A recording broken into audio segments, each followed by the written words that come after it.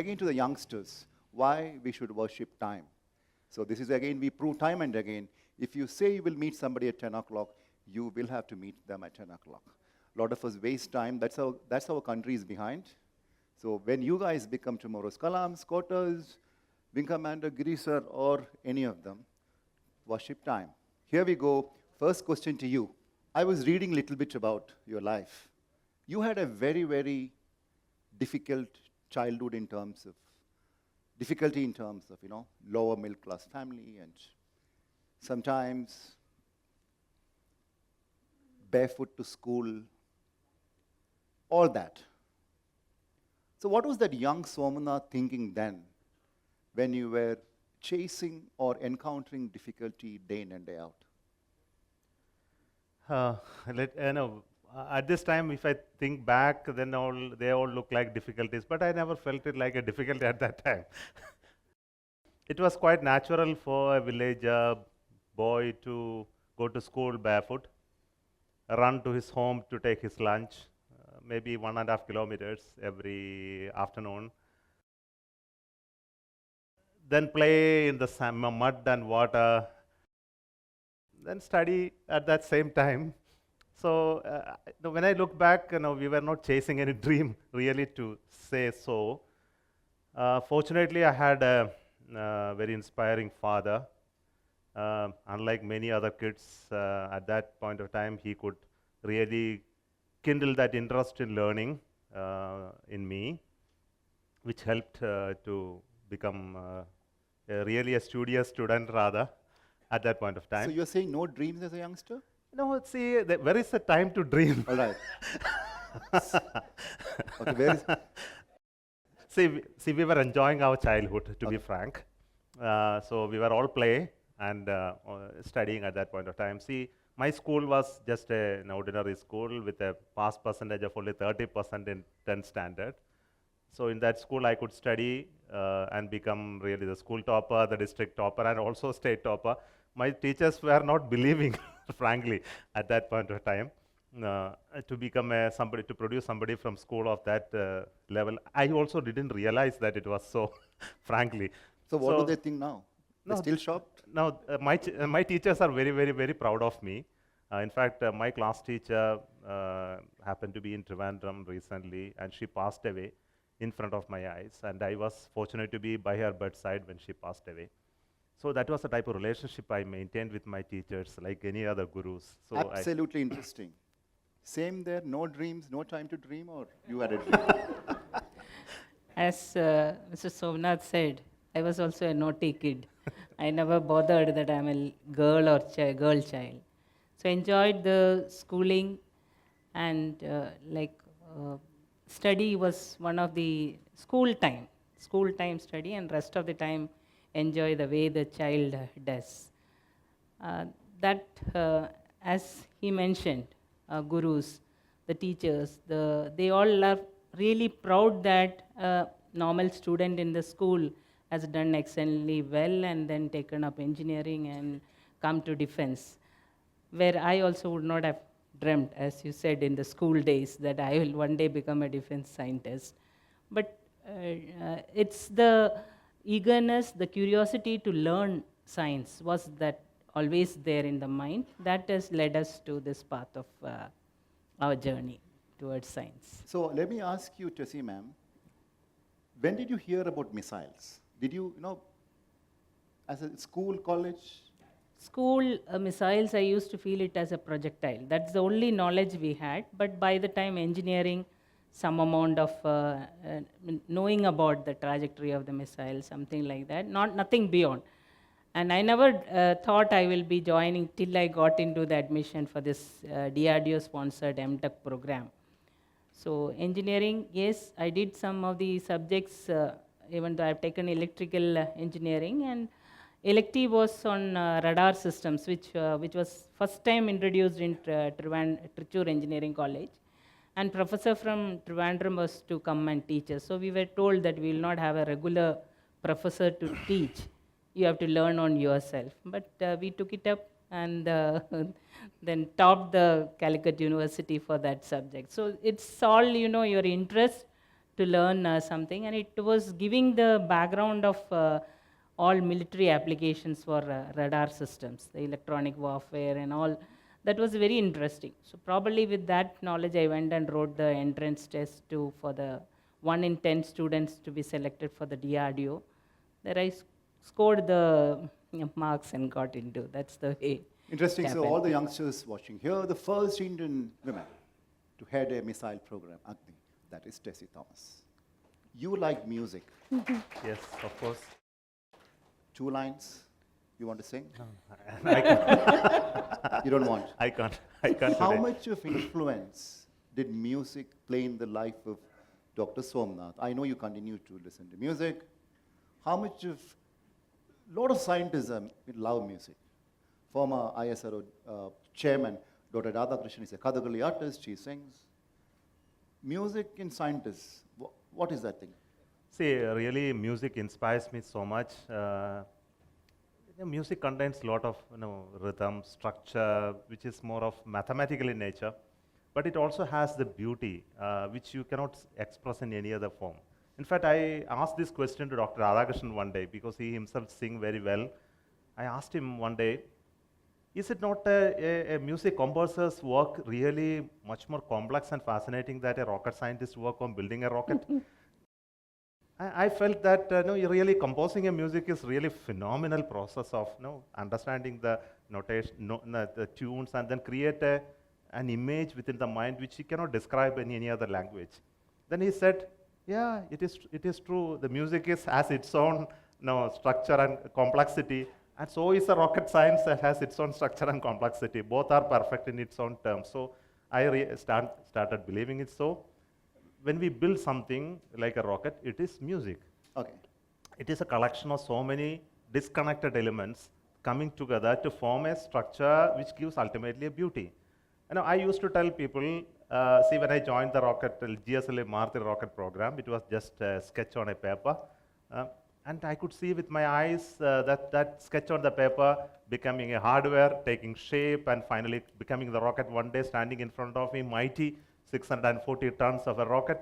And then with the command 98765-430 taking off, really it's surprising to see the beauty of building something majestic. It is equivalent to building a beautiful piece of music, as just now we heard the Vasigara song.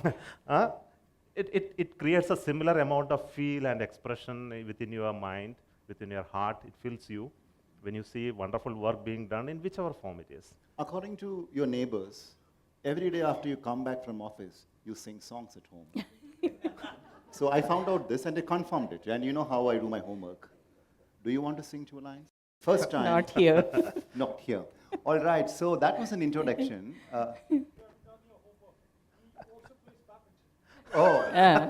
Yeah, so I haven't done that. So badminton will come. So that's my guru telling me. Now to the questions. Volunteers with the mics, please. Who wants to ask the first question? Straight away to the question. We know you are from CMRIT. To whom do you want to ask? 1 to sir and 1 to ma'am. Okay. And to me? No. All right, okay. Here we go. Good morning again, sir. Sir, actually, the recent launch of GSLV Mark III had hit a technical snag. Sir, when you work so close on a project and you work for a, ISRO, which is known for successful missions, when you hit such a failure, how do you keep you motivated? When your team look upon you, that how you keep them motivated? Just no, we can do it from right here. See, we come across many failures. Of course, during development, also sometimes during launch, the last GSLV launch met with a failure in the cryogenic stage. Now, we definitely feel very sad about it.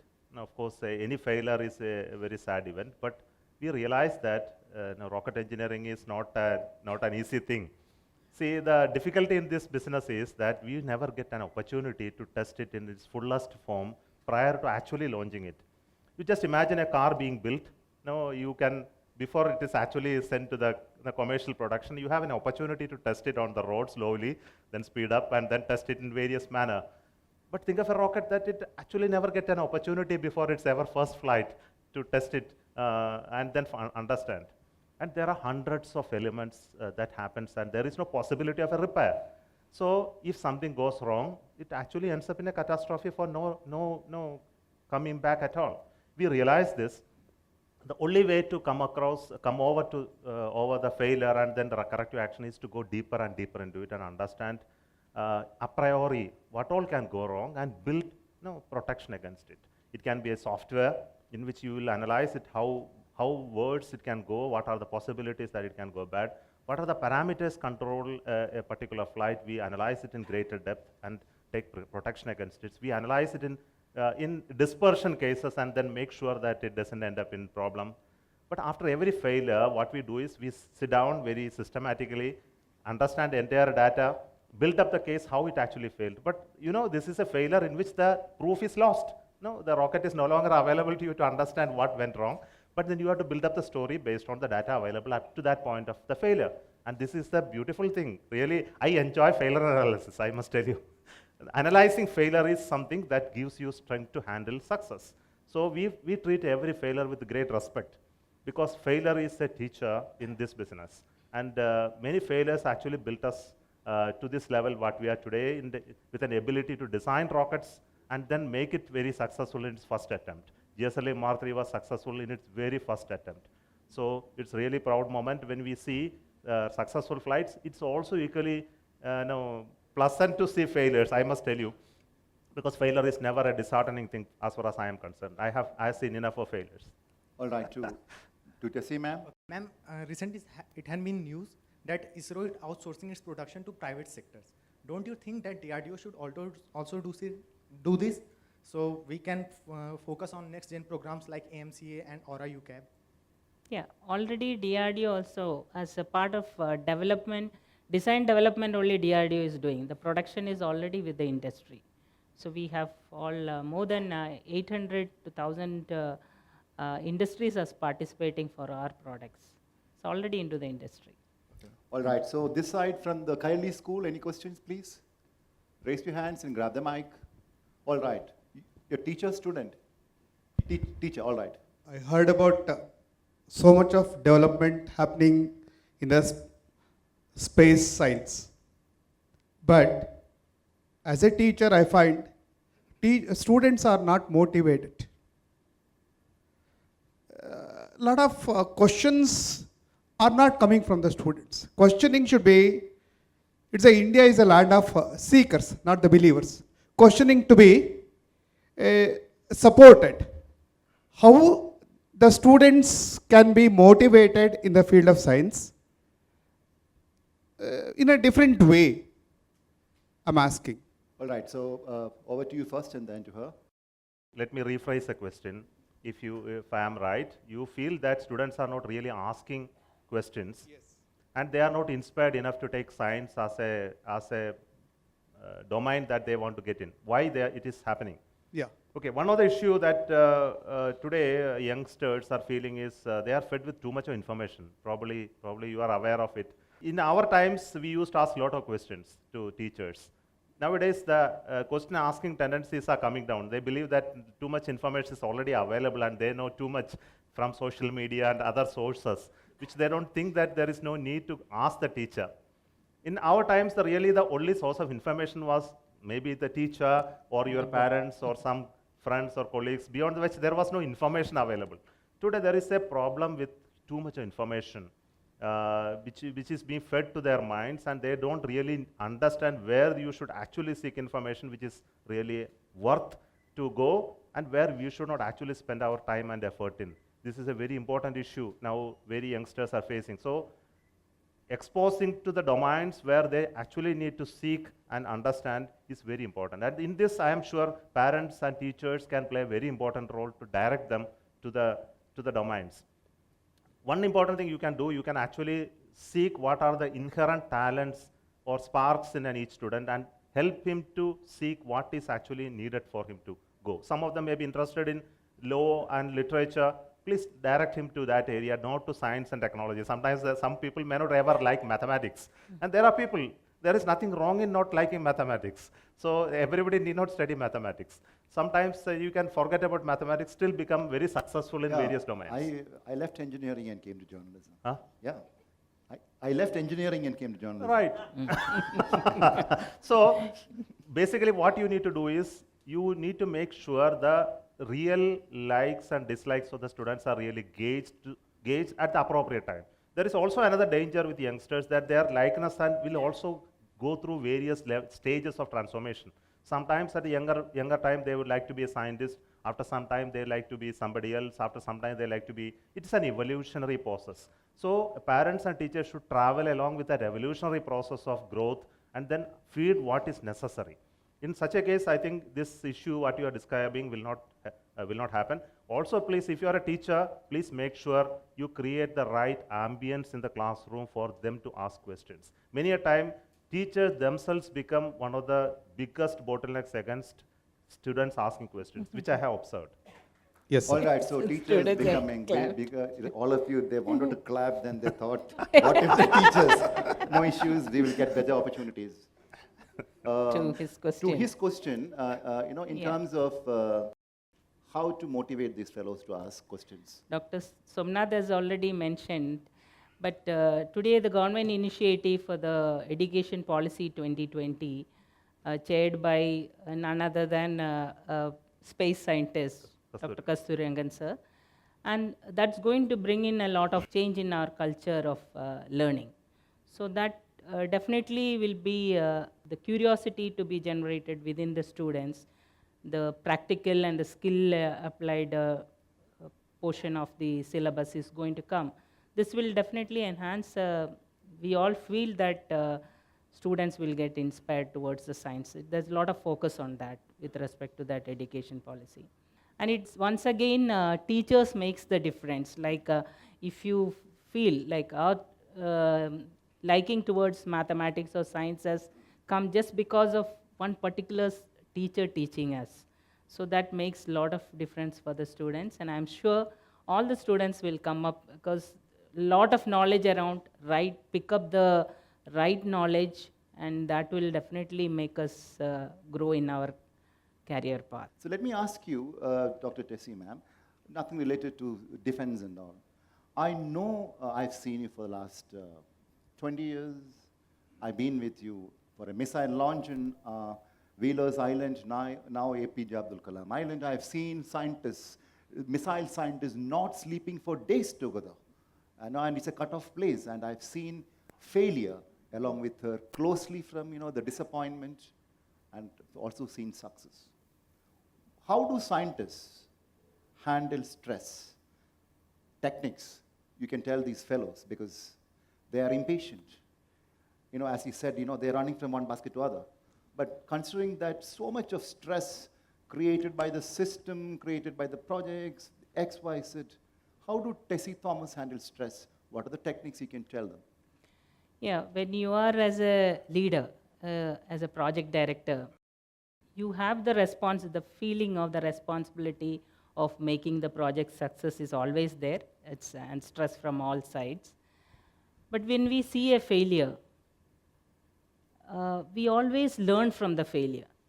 That is what went wrong. Maybe years of effort by more than thousands of scientists.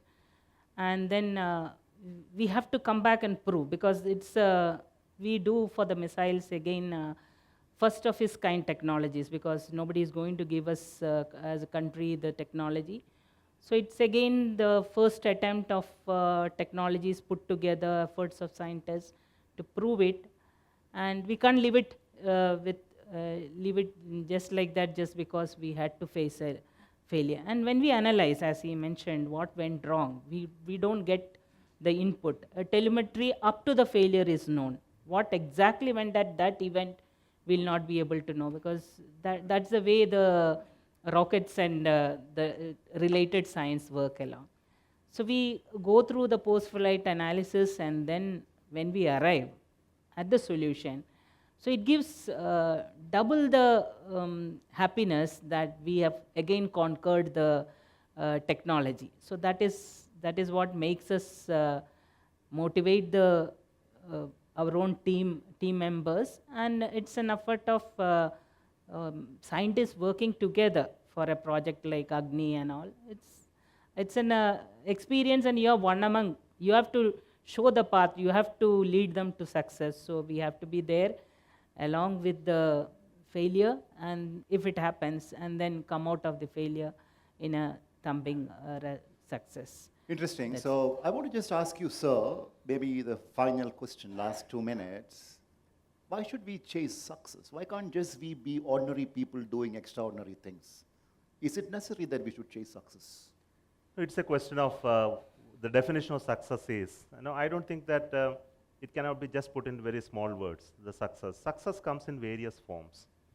It is not, you can have materialistic success, you can have success in certain levels of accomplishment. There is nothing called chasing a success. I do not believe in chasing success. Success comes naturally when you put your right effort with full earnest in whatever you do in a very dedicated fashion. Success is to follow. It's natural process of that follows you. So that's what I believe. Normally we don't really worry about success as an outcome of anything. As rocket scientists, we say success is never guaranteed. It is simply a statistical number. We normally call launches, what is a success possibility? We say it is 90% with some 60% confidence level. So this is the type of way we express mathematically the success. But this is simply mathematics. But ultimately, as a human being, as a scientist, success is nothing but that you are able to bring about a transformation in whichever field that you are working. If you are a rocket scientist, do good rockets. If you are a space scientist, do space applications. If you are a medical professional, do services what is needed and create a mechanism by which you can help people. If you are a journalist, do good stories that will inspire people. No, if you are a volunteer of IAF, please do something that really satisfies your internal quest for supporting the humanity. Then you say you are successful. So I wanted to add that my favorite word, which you liked and you reformed, I want all the young fellows to really be mad.